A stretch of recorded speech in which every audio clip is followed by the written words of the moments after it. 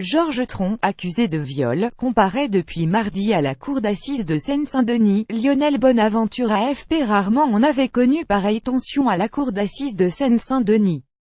Ce vendredi, le procès de Georges Tron et de Brigitte Gruel pour viol et agression sexuelle en réunion a été renvoyé au terme d'une journée d'audience marquée par de multiples incidents. Plus grand que à lire aussi à faire des massages de pieds. Naïvement, Georges Tron n'a jamais pensé que la réflexologie plantaire pourrait lui nuire. Le président, Régis de Jorna, a fait valoir le retard accumulé depuis l'ouverture de ce procès dont le verdict était initialement prévu pour le 22 décembre. La Cour ordonne le renvoi de l'affaire à une session ultérieure. L'audience est terminée, a déclaré le magistrat, dans une décision lue à toute allure. Une première demande de renvoi rejetée un peu plus tôt dans l'après-midi pourtant, et la cour d'assises avait rejeté la demande de renvoi formulée par les avocats de la défense. Mais Antoine Wey et Franck Nathalie, les conseils de Georges Tron et Brigitte Gruel, avaient estimé que la sérénité des débats ne pouvait être assurée après la diffusion jeudi soir d'un sujet d'envoyé spécial sur l'affaire et la publication de tweets mettant en cause le président de la cour d'assises. Au terme de 3 heures de délibéré, et la Cour a estimé que le reportage relevait de la liberté d'information et que les messages sur le réseau social ne sauraient suffire à empêcher la poursuite de ce procès. Plus grand que à lire aussi procès Georges Tron. Je peux comprendre que mes incohérences peuvent me porter préjudice. Le procès, qui a déjà pris énormément de retard, devait donc reprendre avec l'audition d'une des deux plaignantes, Eva L. Mais à peine le président a-t-il fini de motiver sa décision, qu'Éric Dupond-Moretti bondit de siège. La demande de renvoi ne venait pas de nous, donne le conseil de Georges Tron.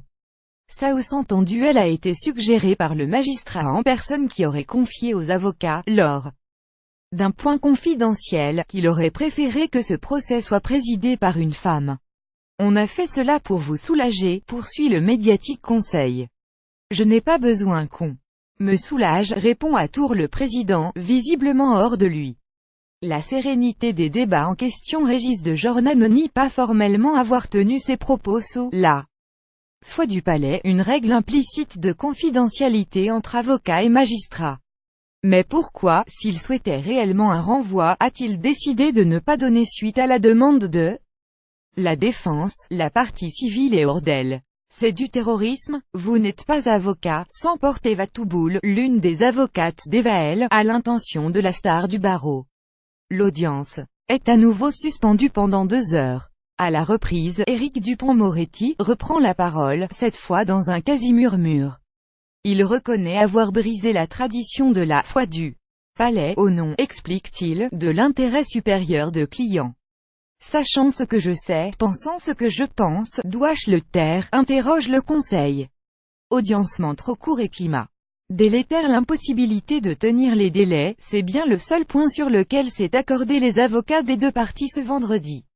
L'une des deux plaignantes, Eva L., n'a pas encore été interrogée, pas plus que les deux accusés, sans compter la cinquantaine de témoins et experts cités. Si de part et d'autre, on s'accorde sur un audiencement trop court, les deux parties s'être renvoyé l'appareil sur le climat délétère qui a entraîné de multiples retards. Plus grand que à lire aussi. Georges Tron assure qu'il n'est pas fétichiste des pieds d'Éric Dupond-Moretti. Le militantisme qui règne autour de cette audience a altéré la sérénité des débats.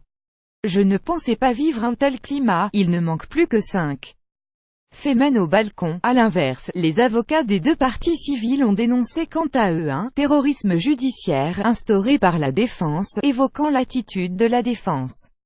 Dès le premier jour, on a fait en sorte, sur le banc de la défense, que cette audience soit un cirque burlesque, estime Vincent Olivier. Et confrère Alexandre Braun d'ajouter, la grande oubliée, c'est la recherche de la vérité. Qu'est-ce qui va être retenu dans l'opinion publique, interroge l'avocat général, Frédéric Bernardo. C'est que Georges Tron échappe à ses responsabilités.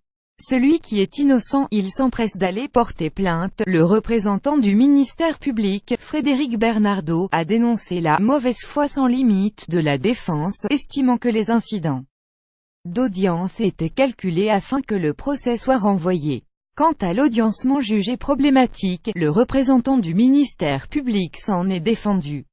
Qui a le privilège d'avoir 15 jours pour être jugé dans des affaires de viol? C'est extrêmement rare, on ignore encore quand sera audiencé le nouveau procès.